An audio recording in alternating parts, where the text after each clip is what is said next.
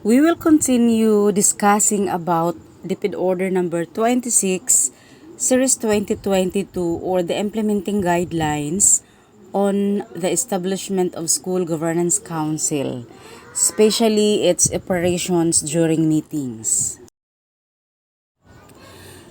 It is stated in this DepEd Order that during meetings, the SGC shall hold virtual or in-person meetings at the school premises or in such places as may be determined by the elected co-chairperson for safety or other valid reasons and scheduled at a time convenient for everyone, especially for the student representative.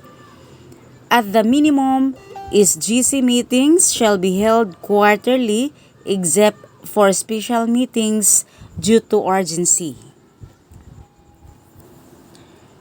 In the conduct of regular meetings, where both co-chairpersons are present, the elected co-chairperson shall be the one to preside over such meetings. However, any of the co-chairpersons, in consultations with the school head, can call special meetings as the need arises.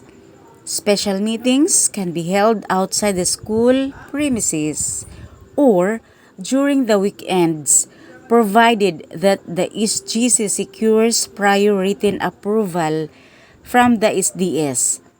In such cases, the elected co-chairperson through the school head shall communicate to the concerned SDS the request detailing the justification of the special meeting, the agenda, prospective attendees, as well as the time and place. Notice of meetings for both regular and special meetings shall be issued by the Secretary to all the SGC members at least a week prior to the said meeting. The minimum procedure of regular meetings. First, the elected co-chairperson calls the meeting into order. Second, the secretary calls for the attendance of members and determines availability of quorum. Third, reading and approval of minutes. Fourth, deliberation of agenda and unfinished issues arising from the previous meeting. Fifth, the secretary reads or presents the agenda. Sixth, approval of the agenda. 7. Discussion of the agenda. 8. Other matters. 9. Setting of schedules for the next meeting and adjournment. 10. Availability of the minutes of meeting within 2 weeks after the conduct of the meeting. The Council may invite resource persons who shall provide technical inputs and suggestions based on the agenda. For example, if the agenda is on disaster preparedness, the elected co-chairperson may invite the resource person from the School Disaster Risk Reduction Committee or DRRMC of the municipality or barangay or disaster risk reduction specialist. In order to conduct meetings, there should be a quorum of 50% plus 1 of the total SGC membership. SGC members coming from the student-led committees, associations, organizations such as SSG and SPG may be accompanied by their respective organization's advisor. On decisions, all recommendations of the SGC shall be made by 2/3 consensus of all SGC members and shall be binding on all council members and on the school organizations and committees they represent. The decision shall be in writing, signed by the SGC members and posted on the Transparency Board. The Secretary shall ensure that the different internal and external organizations and stakeholders are provided with a copy of the SGC resolutions at least a week after the approval. On the budget, the SGCs may avail grants from donors provided that the availment of grants and disbursement of funds shall be in accordance with the existing policies on partnership and donations. Example, DPID Order Number 24, Series 2016, DPID Order Number 40, Series 2015, among others. Budget for meetings and other SGC activities shall be charged to the school operating budget or other local funds such as school MOOE or canteen funds. Expenses of SGC shall be subject to regular accounting and auditing rules and regulations. Storage of documents. The SGC documents, decisions, resolutions, and minutes of meetings shall be stored, maintained, and secured within the school premises by the incumbent SGC secretary. The SGC shall post on the transparency or bulletin board the resolutions or decisions.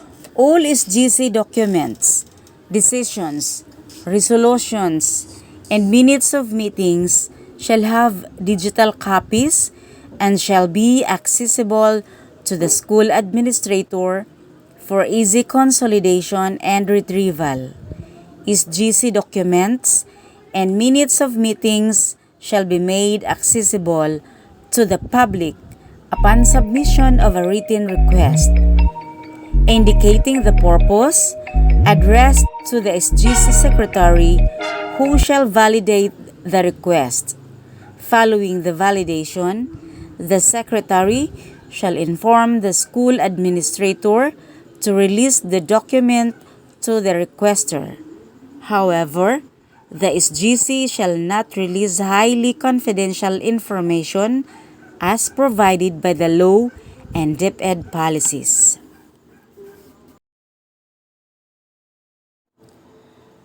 The external partnership.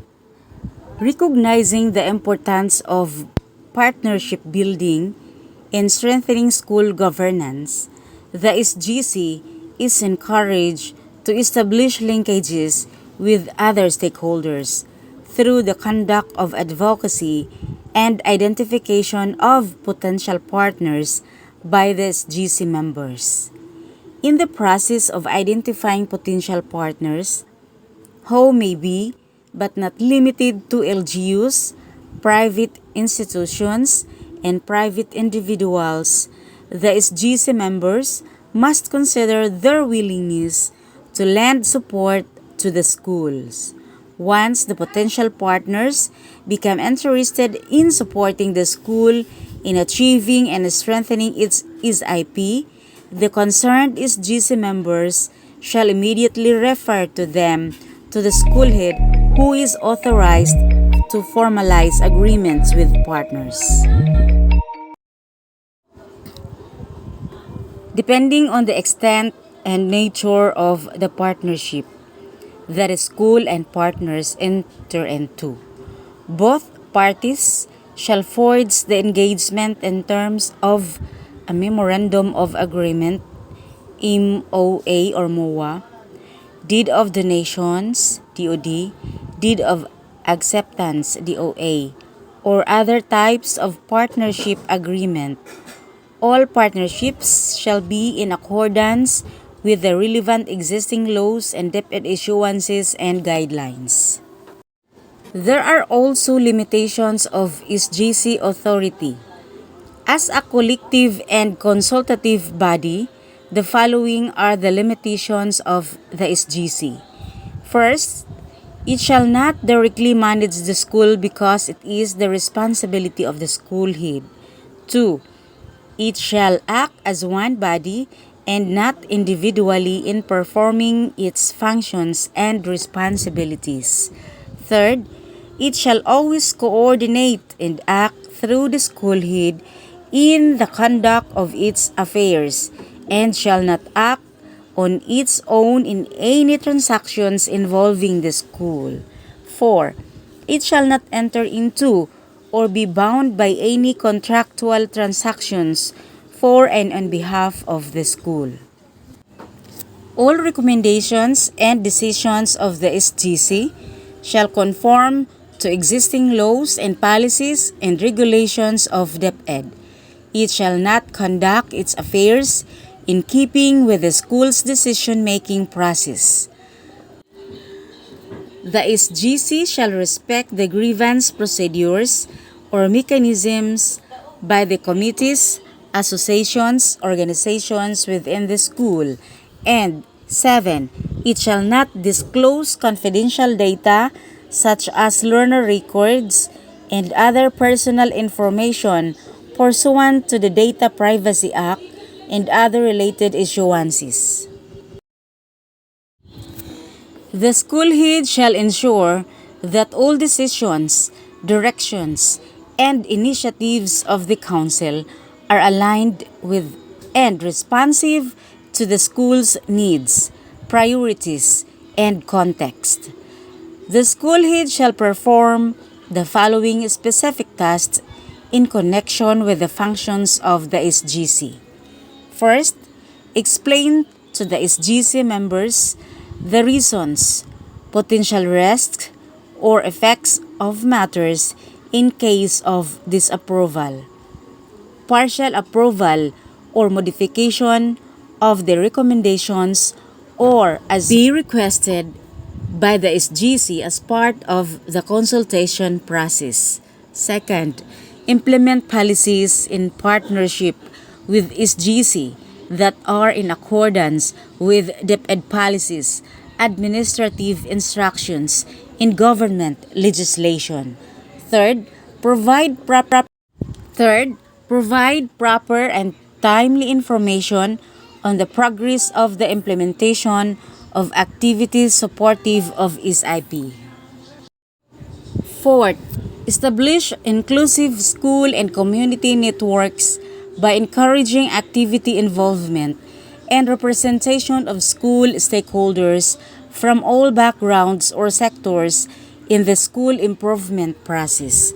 Fifth, refer the approved SGC recommendations to the appropriate committee as may be warranted for its implementation or appropriate action. 6. Orient the designated and elected co-chairpersons about SGC updates and activities and properly turn over all SGC documents in case there is a change of school leadership in the middle of the school year.